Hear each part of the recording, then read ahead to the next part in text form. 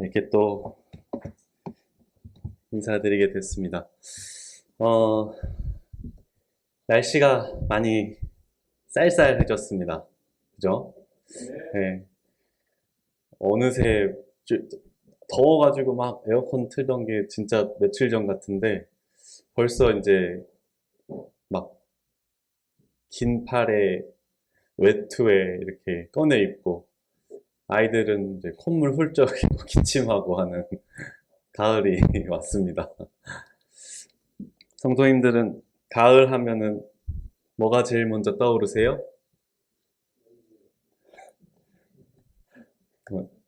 가을이 오면 이문세 노래가 떠오르고 저기 뒤에 뭐 연시 얘기하시는데 말띠세요?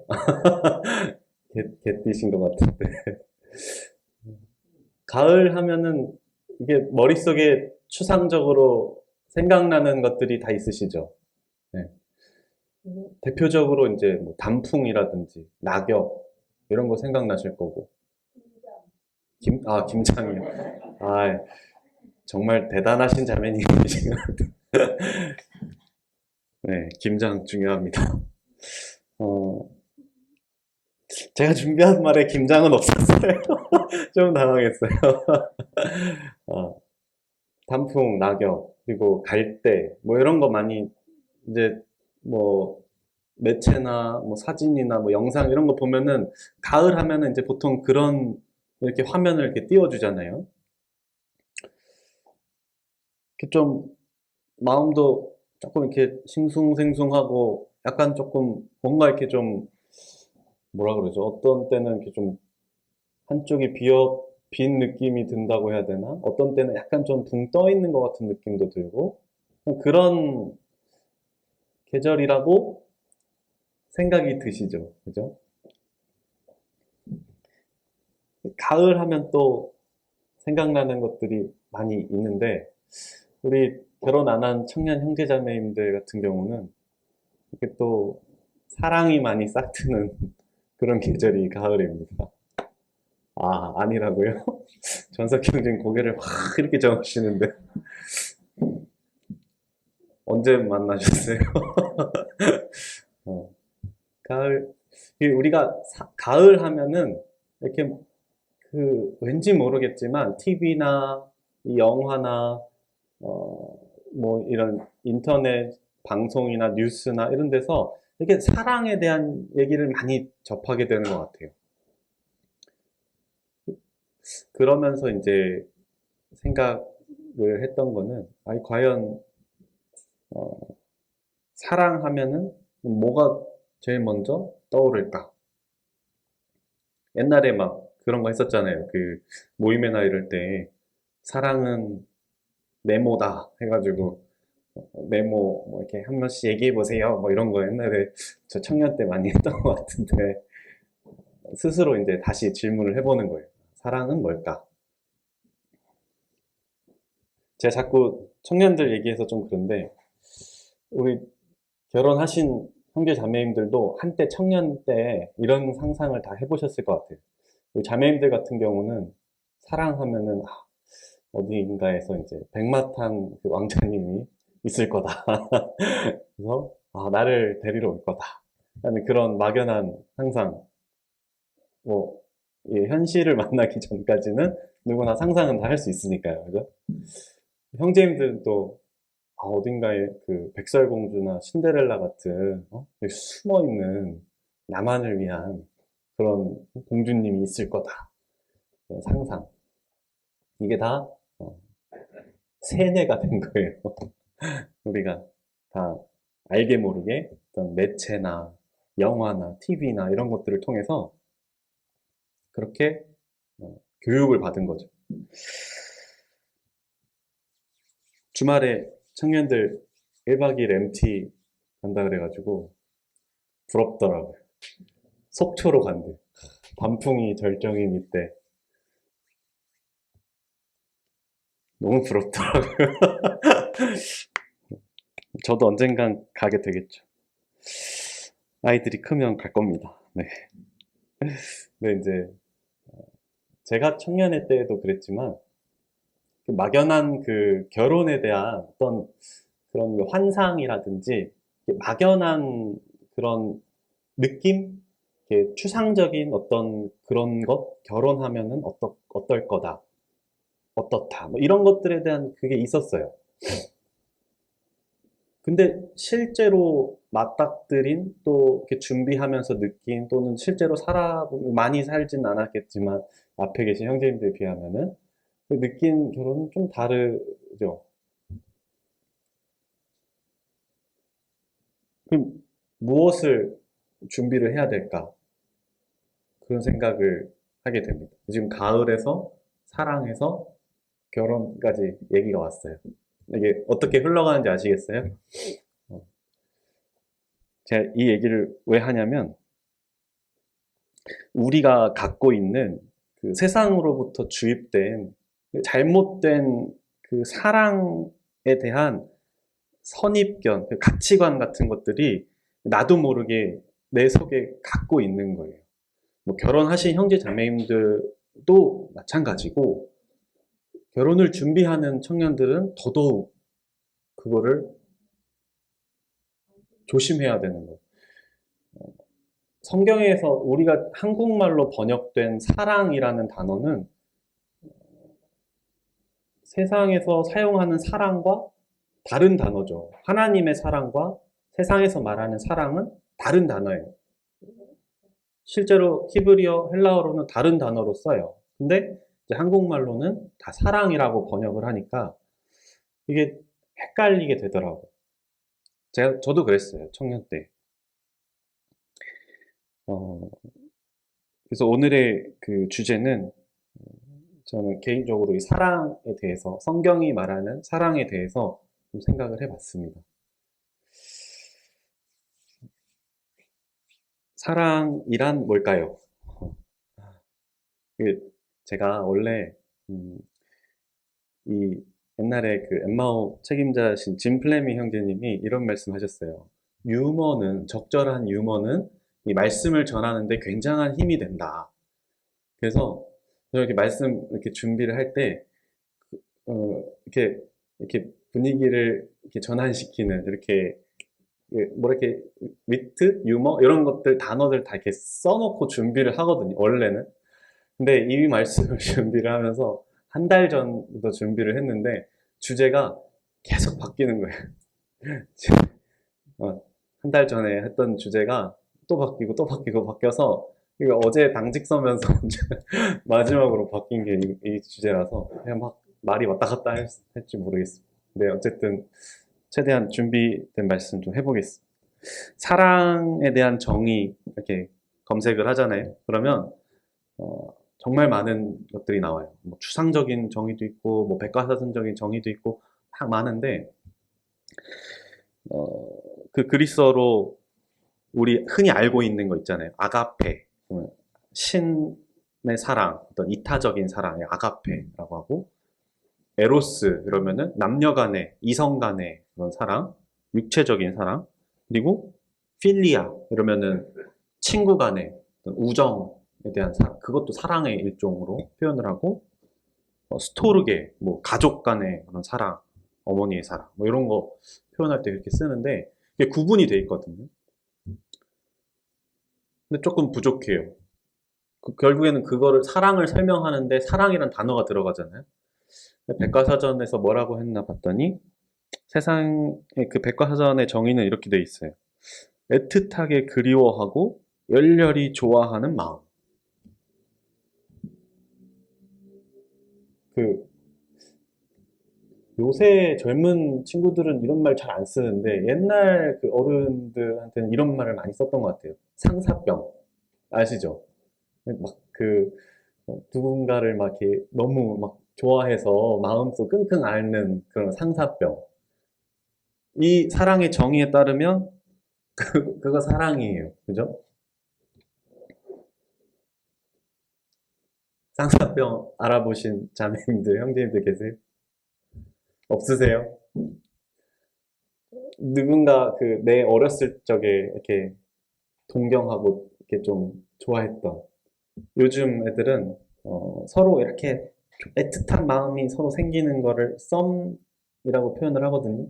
그러다가 이제 둘이 마음이 맞고 괜찮다 싶으면은 사귄다고 표현을 해요. 그게 서로 사랑하는 거래요. 이 정의에 따르면 맞죠, 그게?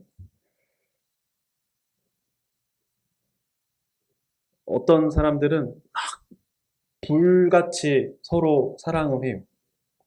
근데 지금 제가 말한 이러한 단어들의 다 공통점이 뭘까요?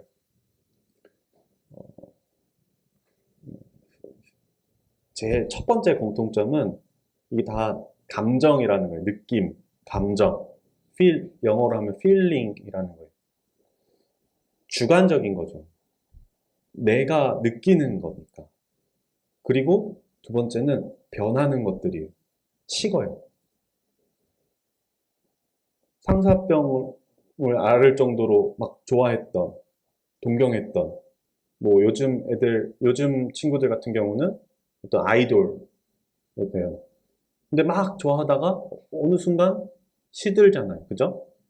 서로 막 너무 좋아했던 학창 시절의 남자친구, 여자친구도 지금 지나면 생각해보면, 별로야. 이게 식었어. 사랑이 변하지. 내 느낌이 변해서 그래. 그 성경이 말하는 사랑은 아니에요. 네. 진정한 사랑이 아니죠. 내 기분에 따라서 달라지는 거예요. 네. 예를 들면, 제가 이런 예를 든다고 저를 너무 가부장적이라고 생각하지 마시고, 남편이 이제 일을 하고 집에 다 왔어요. 근데 아내가 집에서 청소도 해놓고, 빨래도 해놓고, 밥도 차려놓고, 다 해놨어요.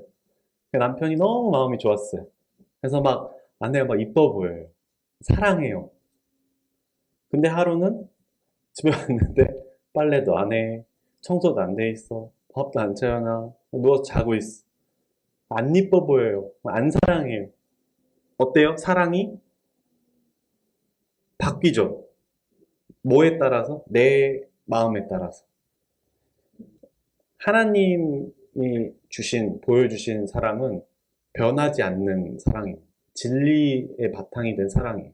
근데 그 사랑은 변할 수가 없고, 더 좋아질 수는 있을지언정, 더 이렇게 많아질 수 있을지언정, 식지 않아요. 이따가 설명하겠지만, 세상의 기준의 그 사랑은 하나님 말씀하시는 사랑과 다른 겁니다. 그러면 과연 성경은 어떤 사랑을 얘기하고 있을까요? 사랑하면 생각나는 성경 말씀들 다 있으시죠? 네. 너무나도 많은 사랑 검색하면 성경 말씀 진짜 엄청 많이 나와요. 몇 개인지 셀 수 없을 정도로 많이 나오고, 어떤 성경학자는 성경을 한 단어로 줄이면 사랑이다, 뭐 이렇게 얘기하는 사람도 있고요. 대표적으로 잘 아는 말씀, 요한복음 3장 16절. 몇 주 전에 주일학교 요절위원 우리 하성이도 알고 있는데, 하나님이 세상을 이처럼 사랑하사. 거기도 사랑이란 표현이 나오고요. 하나님의 사랑이죠. 요한복음 13장에 보면 너희가 서로 사랑하라 라는 말씀도 나오고, 또 에베소서에 보면 남편이 아내를 대하는 말씀에서 그리스도께서 교회를 사랑하신 것 같이 사랑하라 라는 말씀도 나오고, 너무나도 많은 말씀들이 있습니다. 그 중에 몇 군데를 좀 찾아보면서 성경이 말하는 사랑에 대해서 말씀드리고자 합니다. 요한일서 4장 7절 말씀입니다.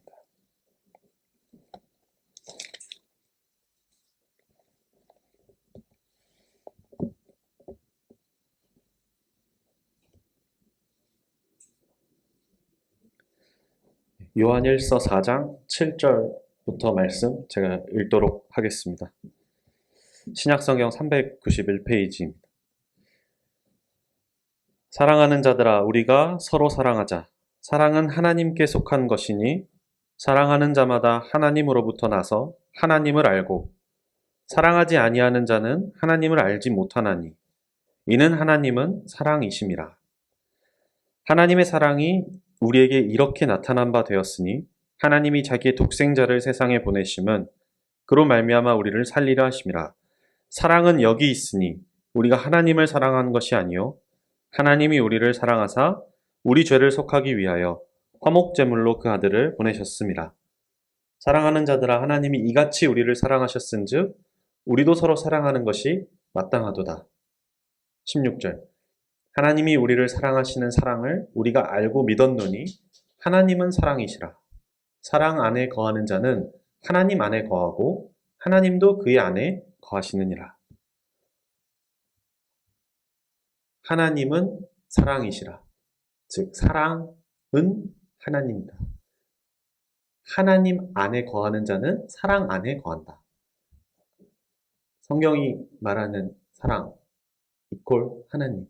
하나님은 사랑이십니다. 하나님의 속성이 사랑.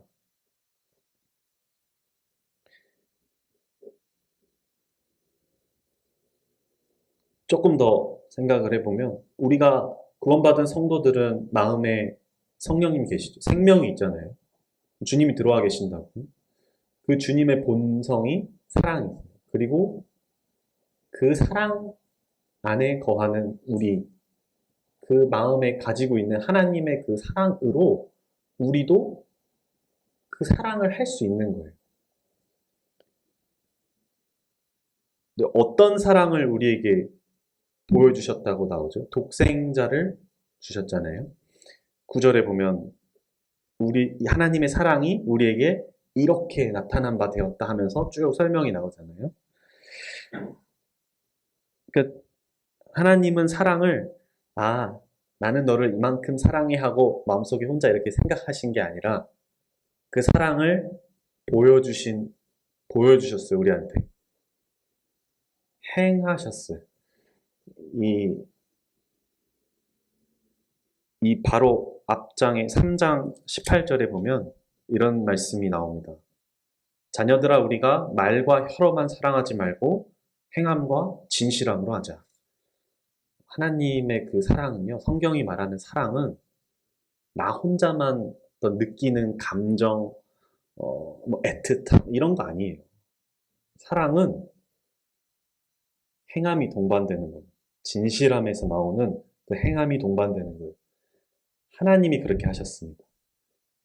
어떻게 하셨어요? 하나님이 세상을 이처럼 사랑하사.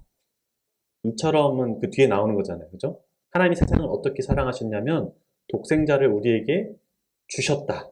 그게 하나님의 사랑이다. 라는 말씀이에요. 하나님의 사랑이 어떤 형체가 없는 게 아니라 우리에게 독생자를 주신, 그리고 그 아들의 생명으로 우리를 값을 주고 사신, 그게 하나님의 사랑이다라는 거예요. 말과 혀로만 사랑하는 것이 아니라 행함과 진실함으로 하는 사랑이라는 것을 하나님 보여주신 거예요. 우리에게. 왜? 그래서 우리도 그 사랑으로 서로 사랑하기 위해서. 우리 안에 그 사랑이 있잖아요. 하나님이 거하시잖아요. 하나님의 본성이 사랑이란 말이에요. 그 사랑을 우리도 베풀 수 있는 거예요. 베풀어야 합니다. 데살로니가 전서 1장 3절 잠깐 보고 오겠습니다.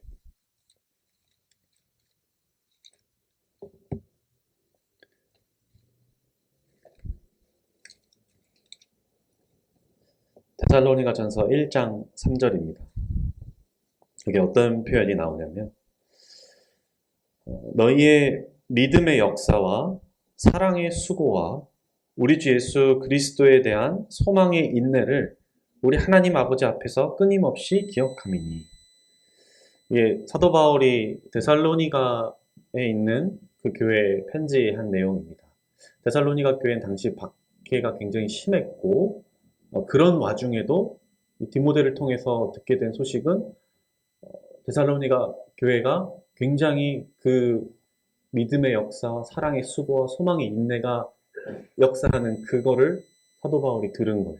그걸 지금 칭찬하는 부분이. 근데 무슨 표현이 나옵니까? 믿음, 소망, 사랑, 믿음, 사랑, 소망만 얘기한 게 아니라 그 뒤에 수식어가 붙어요. 믿음의 역사. 믿음에는요, 반드시 역사가 나타납니다. 초대교회 때도 그랬고, 지금도 그래요. 선교지에서도 그렇고, 여기서도 그래요. 믿음이 있으면, 겨자씨만한 믿음이 있으면 산을 옮긴다고 하셨거든요. 그 믿음이 있으면 그 믿음의 역사가 반드시 나타나게 돼 있어요. 소망은 어때요? 소망은 인내가 반드시 동반됩니다. 그죠? 우리가 주님을 소망하잖아요. 근데 주님을 그냥 이렇게 바라고만 있는 게 아니라 참고 인내하면서 바라고 있어요. 그게 소망의 본질이에요. 그렇다면 여기 표현된 사랑의 수고는 뭘까요? 아까 말씀드렸죠. 사랑은 말과 혀로만 하는 것이 아니에요. 행함과 진실함에 나오는 거예요. 그러면 사랑을 하는 데 있어서는 반드시 수고가 동반돼요. 수고가 다른 말로 헌신이에요, 헌신. 사랑은 수고와 헌신이 동반되는 행함이에요. 하나님 말씀하시는 사랑. 다시 생각해 보세요. 우리가 누구를 사랑할 때, 우리가 배운 세상으로부터 들은 사랑은 어때요? 그냥 사랑하는 거예요. 감정이죠. 그죠? 내가 사랑해서 해줄 수도 있고, 안 해줄 수도 있어. 근데 그거 하나님 말씀하시는 사랑이 아니에요. 하나님 말씀하시는 사랑은 반드시 수고, 헌신이 동반됩니다. 하나님 그렇게 보여주셨잖아요. 그죠?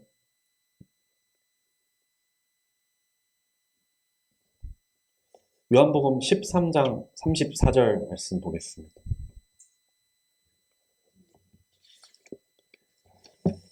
요한복음 13장 34절에 주님께서 제자들에게 이렇게 말씀을 하십니다. 새 계명을 너희에게 주노니 서로 사랑하라. 내가 너희를 사랑한 것 같이 너희도 서로 사랑하라. 이 복음서를 이렇게 복음적인 측면에서 우리가 이제 보고 공부하고 하는데 이 복음서가 그것만이 전부는 아니죠. 그죠? 복음서는 사실 이 주님의 그 말씀들, 주님의 모습을 우리가 입체적으로 다 담을 수 없기 때문에 서로 다른 시각에서 나타내고 있는 거예요. 마태와 마가와 누가와 요한이 서로 다른 시각에서 이렇게 보여주고 있어요. 너무 중요한 것들은 반복이 되겠죠. 겹치겠죠. 그죠? 많이 겹치는 내용이 바로 이 사랑입니다. 서로 사랑하라. 주 너의 하나님을 사랑하라. 그리고 내 이웃을 내 몸과 같이 사랑하라. 이것이 크고 첫째 되는 계명이다. 주님 말씀하셨어요. 그죠?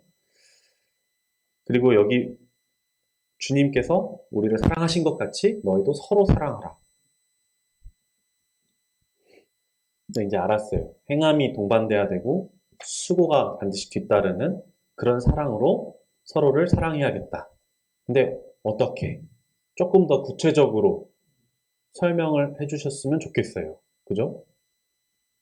저만 그렇게 느낀 게 아니라 이때 당시의 교회, 초대교회 성도들도 그랬던 것 같아요. 그래서 사도 바울이 고린도전서 13장을 쓴 겁니다. 고린도전서 13장으로 가겠습니다.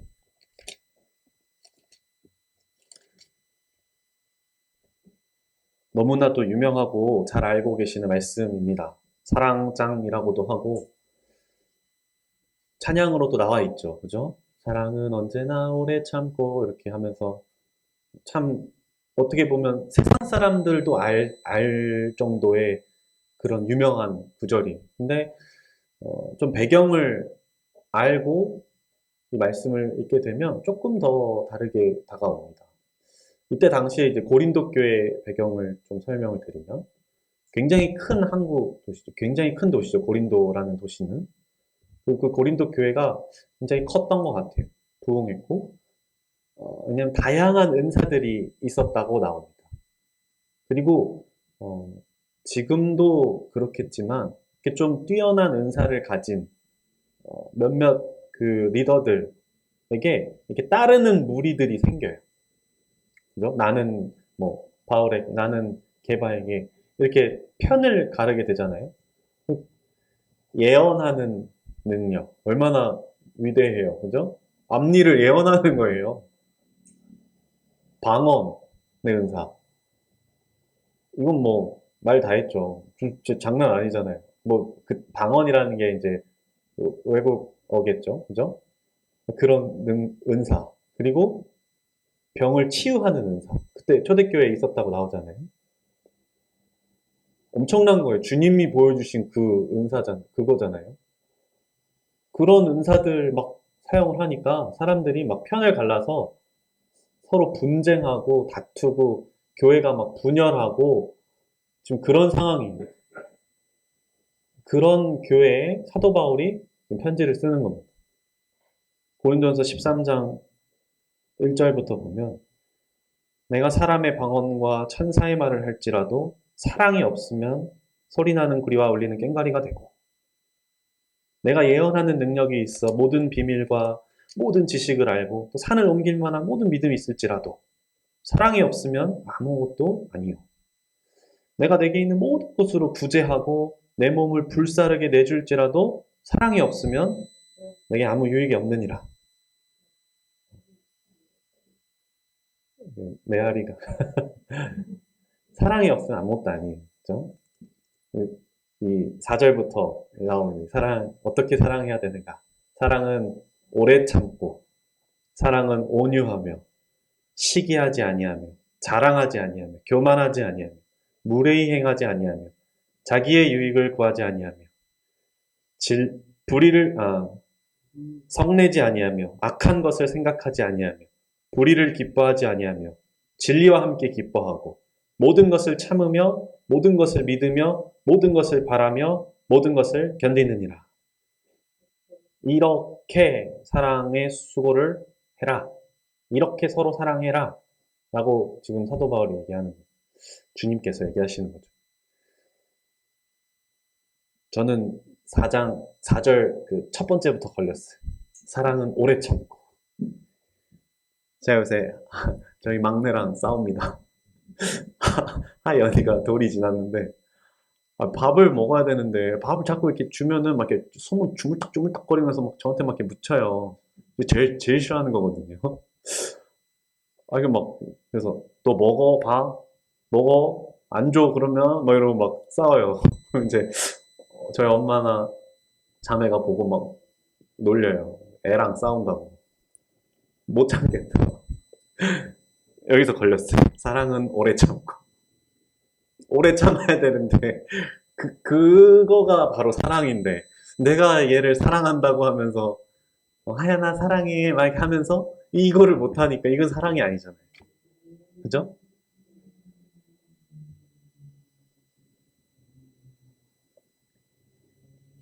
자랑하지 않고 교만하지 않는다고 돼 있죠, 사랑은. 그 앞에 고린도전서 4장에 사도 바울이 이거에 대한 그 근거를 제시를 합니다. 4장 7절에 보면 제가 그냥 읽어드릴게요. 누가 너를 남달리 구별하였느냐? 내게 있는 것 중에 받지 아니한 것이 무엇이냐? 네가 받았은즉 어찌하여 받지 아니한 것 같이 자랑하느냐? 19절 보면 주께서 허락하시면 내가 너에게 속히 나아가서 교만한 자들의 말이 아니라 오직 그 능력을 알아보겠으며 하나님의 나라는 말에 있지 아니하고 오직 능력에 있습니다. 우리가 받지 아니한 게 없잖아요. 사랑도 하나님께서 주셨잖아요. 독생자 예수 그리스도를. 그게 하나님 사랑이잖아요. 받았으면 베풀어야죠. 내가 어떻게 구원을 받았는데 나 같은 사람을 어떻게 주님께서 오래 참고 인내하시고 상황할 때를 꺾지 않고 꺼져가는 등불을 끄지 않으시고 오래 기다리셔서 나 같은 놈도 그 귀한 예수 그리스도의 그 보혈로 우리를 사셨는데 내 옆에를 보면은 이분도 주님께서 그렇게 사신 귀한 분인데 내가 왜 사랑을 못하고 있는가? 내가 뭐가 잘났다고 자랑하고 교만하는가? 그리고 그 교만한 자에게 사도 바울이 말이 아니라 그 능력을 보겠다 이렇게 나오잖아요. 너무 많아요. 사랑의 특성들이. 무례히 행치 않고 자기 유익을 구하지 않고 쭉쭉쭉쭉. 다시 처음 질문으로 돌아가 봅니다. 내 아내와 내 남편을 사랑하시나요? 우리가 이제 사랑을 배웠잖아요. 그러면 어떤 내가 사랑한다라는 그게 마음의 어떤 감정 그게 아니라 내가 실제로 내 아내를 위해서 내 남편을 위해서 내가 사랑한다고 하면서 하는 수고와 헌신이 뭘까? 나는 이 여기서 고린도전서에서 말하는 이 사랑의 특징들을 그걸 통해서 사랑을 하고 있는가를 생각을 해야 돼. 내 이웃을 그렇게 사랑하는가? 내 교회를, 내 형제와 자매를 그렇게 사랑하고 있는가? 데살로니가 전서에 말씀하셨잖아요. 사랑의 수고다. 전도라는 게요. 말로만 물론 주님의 말씀에는 능력이 있습니다. 근데 우리가 말로 이렇게 하는 전도 분명히 능력이 있지만 더 큰 힘을 발휘하는 게 그 삶에서 나타나는 전도예요. 뭘 전도하냐 이거. 무엇을 우리가 전도해야 될까? 그리스도의 복음이잖아요. 그 복음을 어떻게 내 삶을 통해서 내 주변에 나타내야 되는가? 이겁니다. 사랑입니다. 사랑의 수고예요. 내가 내 이웃을 하나님의 그 사랑으로 섬기고 수고하다 보면은 그 사랑을 받은 사람들은요, 이게 뭐지? 무슨 사랑이지? 당연히 생각을 하죠. 어떤 사랑을 내가 지금 보여주고 있는 거예요? 하나님의 사랑을 보여주고 있는 거잖아요. 그걸 통해서 더듬어 알게 되는. 결혼은요, 결혼 저도 얼마 안 됐습니다. 사랑할 준비가 되어 있을 때 하나님께서 짝을 보내주십니다. 물론 다 준비가 되어 있진 않아요. 근데 어느 정도 그 준비가 되어 있을 때 하나님 보내주시더라고요. 그리고 그 결혼해서도 서로 이렇게 맞춰가요. 서로 사랑을 하면서 배워가는 거예요. 주님의 사랑. 형제와 자매, 그 남편과 아내가 한 몸이 되잖아요. 근데 그 가정의 중심에는요, 항상 주님이 먼저 계세요. 그래서 결혼할 때 그 주례가 굉장히 중요한 겁니다. 주례 없는 결혼식 성경적인 거 아니고요. 그 정말 하나님께서 그 사이에서 중심이 되시는 거예요. 그리고 그 사랑으로 서로를 사랑하면서 나아가는 거고 더 배워가는 거예요. 주님의 사랑. 그게 하나님께서 이 가정에 숨겨놓으신 교회의 비밀이죠.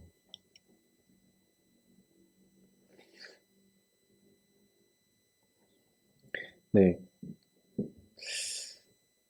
마무리하겠습니다. 어떤 모임은요, 믿음의 역사가 굉장히 크게 일어나는 모임들이 있어요. 부럽죠. 막 소문이 들리잖아요. 믿음의 역사가 일어나는 교회들은. 그죠? 그리고 지금도 그렇겠지만, 뭐, 여기, 한국뿐만이 아니라, 선교지나, 그런, 중국이나, 러시아나, 그런, 박해받는 그런 데들은요, 이 소망의 인내를 갖고 있는 모임들이 굉장히 많습니다. 하나님, 그 믿음 정말 귀하게 보세요. 잠실교회는요, 이 한국 모임들은 이 사랑의 수고가 더 빛이 나야 될 그런 시기인 것 같아요. 마지막 때에 우리가 무엇으로 그리스도의 복음을 전할 것인가? 주님을 그 믿는 그 빛과 소금의 역할을 하라고 하셨는데 무엇으로 그것을 나타낼 것인가? 그 사랑의 시작은 당연히 가정에서부터 시작이 돼야 됩니다. 내 아내와 내 남편, 내 아이들과 내 부모님, 내 가정을 하나님의 이 사랑으로 사랑하는, 섬기는 것. 거기서 시작이 돼야 되고, 그것이 교회에 이어져야 되고, 그 삶이 또 이웃에게까지 전해지고, 그럴 때 하나님 영혼들을 더하시겠죠. 결국에는 그 사랑을 받은 사람들이 하나님을 발견하게 됩니다. 왜냐하면 하나님은 사랑이시기 때문에. 오늘 말씀은 하나님은 사랑이시고 그 사랑에 수고와 헌신이 따르다라는 말씀으로 분교를 했습니다. 이상 말씀 마치도록 하겠습니다.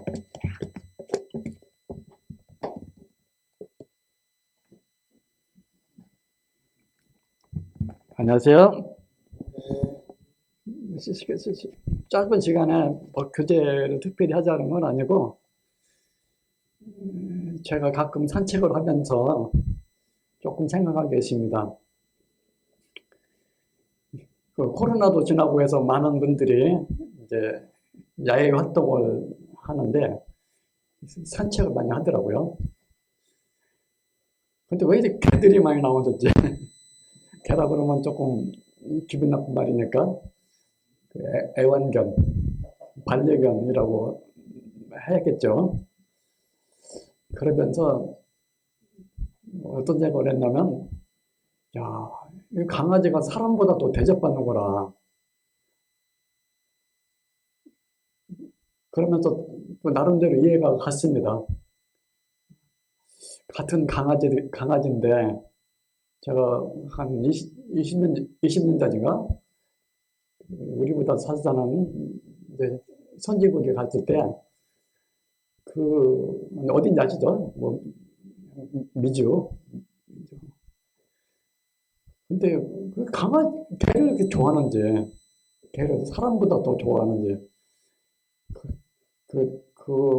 아프리카의 어려운 나라는 참 먹는 것도 없어서 하루에 1,000원만 줘도 사겠다고 그러는데, 여기는 그 강아지 사료 코너가 따로 있고, 병원도 따로 있고, 미용실, 그러니까 일반적으로 미용실도 따로 있고, 야, 한마디로 주인 잘 만나면 호강하는구나. 그러면서 그때 생각한 게 뭐냐면, 이런 일이 우리나라에도 있을 수 있겠구나 생각했는데, 역시 한국도 선진국이 되다 보니까 정말 참 어떻게 여유가 있는지 모르지만 애완견을 많이 키웁니다. 다시 그때 시절로 돌아가서, 그때 제가 무슨 생각을 했냐면, 너무 불공평하다. 같은 강아지라도 여기서 태어난 강아지는 정말 대접받고, 너무 비하하는 건 아니지만 우리나라에서 태어난 강아지는 언제 식탁에 올라갈지 몰라서 좀 불안하고, 너무 불공평하다. 그래서 그때 무슨 생각까지 했냐면, 나무를 보는데, 우리나라 나무는 소나무라도 그런지 몰라도 키도 작고 꼬부랑꼬부랑 자라는데, 여기 나무는 뭐 폭이래요. 막 10m. 그것도 막 척척 자라고, 뭐 캐나디안 로키 같은 데 가면 뭐 엄청나요. 뭐 숲이 국립공원이 뭐 어떤 길은 뭐 1시간을 가도 직선거리예요. 그래서 요새 한국의 자동차도 오토, 뭐 스마트 드라이브가 있는지 모르지만, 그 당시 20년 전에 그 미국 자동차 그게 있더라고요. 같은 속도로 그냥 반드시 가면 되는, 그래서 나온 것 같아요. 워낙 상상을 초월하는 땅덩어리라고 가기 전에 들었는데 10배는 크다. 그러니까 우리는 한국으로 얘기하면은 서울에서 인천 거리가, 예를 들어 미국 사람들은 서울에서 부산 거리예요. 가까운데 뭐 간다는 거리가. 제가 왜 이 말씀 드리냐면, 같은 나무인데도 여기서 태어난 심겨진 나무는 참 운이 좋고 행복하고, 저쪽 우리 한국이나 가뭄이 가끔 들은 저 동남아 이런 데서는 참 나무가 뿌리 받고 자라기도 힘들구나. 불공평하다. 그런 생각을 했었는데, 욥기를 좀 생각하면서 조금 의문이 풀렸습니다. 욥기에 이제 주제가 여러 가지가 있는데, 어떤 분은 욥의 고난이라고도 하고, 그러니까 고난 받았지만 뭐 신앙을 지켜서 뭐 나중에 복을 받았다. 어떤 분은 하나님의 주권, 하나님의 주권을 보여준 거다 하는 분도 있고, 어떤 분은 구속사적인 의미에서 이번 맨 마지막 장에 그 주제가 나오는데, 여러분 다 기억 안 나실 거예요. 내가 대속물을 얻었다. 그 한마디가 있거든요. 결국 제사로 시작을 해서 1장에 제사로 끝납니다. 근데 1장의 제사는 보통 욥기도 상당히 오래된 성경인데, 이미 창세기 때부터 하나님께서는 화목제를 드리는 것을 시장에 있는 성도들은 계속 모세 율법이 있기 전에도 화목제를 계속 드렸거든요. 그래서 마지막에도 결국 화목 제사를 드리는 게 나옵니다. 근데 여기 고난은 당하는데, 이제 시간 되기 전에 먼저 결론부터 말씀드릴게요. 그 성도들에게 고난이 있는 이유는, 하나님은 마지막으로 듣고 싶은 간증이 하나가 있습니다. 그게 뭐냐면, 나의 사랑하는 성도들은 어느 환경, 어느 처지에 있더라도 나를 사랑했다. 그 간증을 듣고 싶고, 그거를 온 세상, 온 우주에 보여주고 싶은 겁니다. 욥기도 나오잖아요.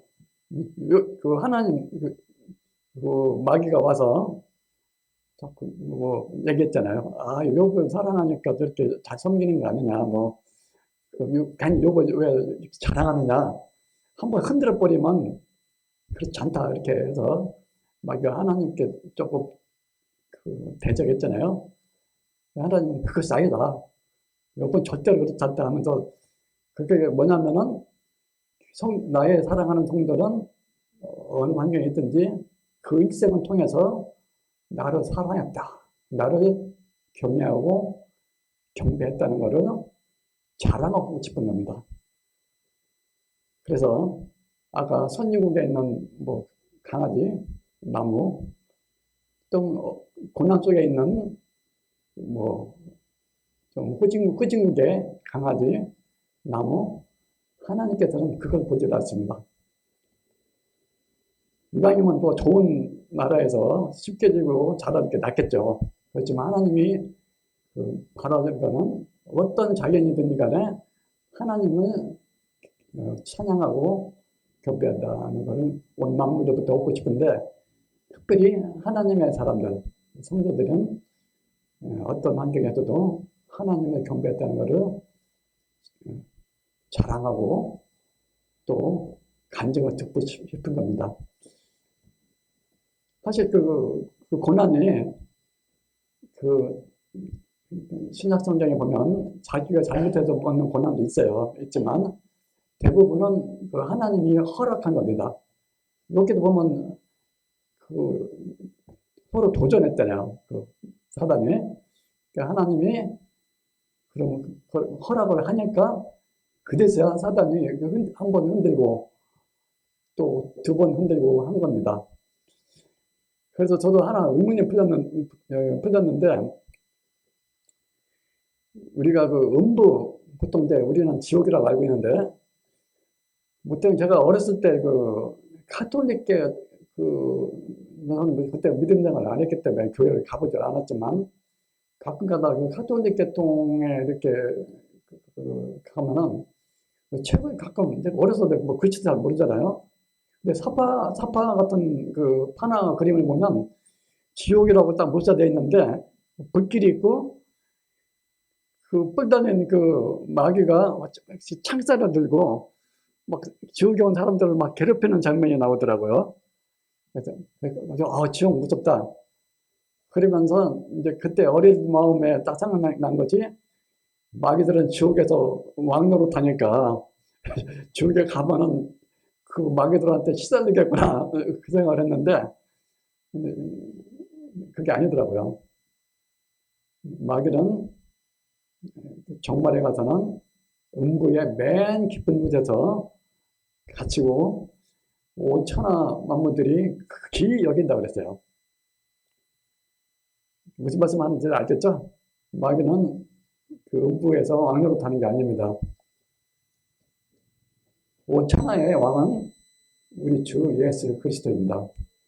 계속에 나오잖아요. 내가 음부의 열쇠를 가졌느니, 내가 그 음부의 열쇠를 가졌다는 것은 내가 그 음부를 잠궈버리면 아무도 못 나온다 그런 뜻이죠.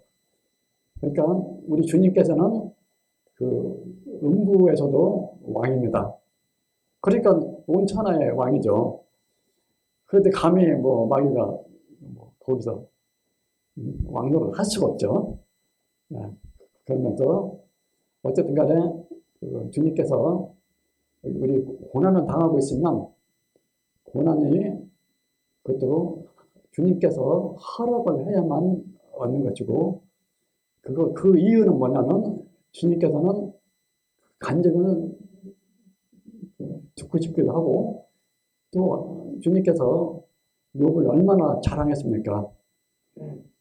그래서 여러분이 짧은 인생에 생활 속에서 고난이 올 때에는 주님께서 허락하신 거라 생각을 하시고 이것이 이유 없이 온 거는 아닐 겁니다. 그렇지만 하나님께서는 분명히 성도들이 어떤 환경, 어떤 고난 속에서도 여전히 나를 사랑하고 경배했다. 그래서 이제 뭐 제 동서도 얼마 전에 뭐 저기 세도당 갔지만 물론 이제 독학교육이긴 하지만 믿음 생활은 한 것 같아요. 그리고 비번에 뭐라고 써 있냐면 제가 이제 마지막 그 만날 때 성경 글귀를 몇 개 써준 게 있습니다.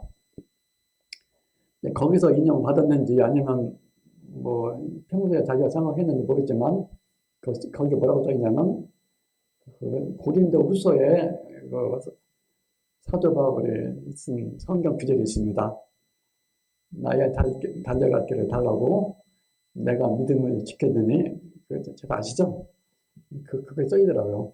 나의 갈 길을 다가고 내가 믿음을 지켰노라.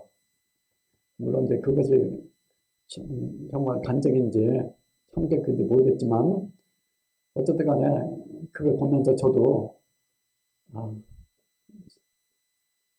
뭐 감히 바르진 않겠지만 그와 같은 거를 한번 얻었으면 좋겠구나. 성도는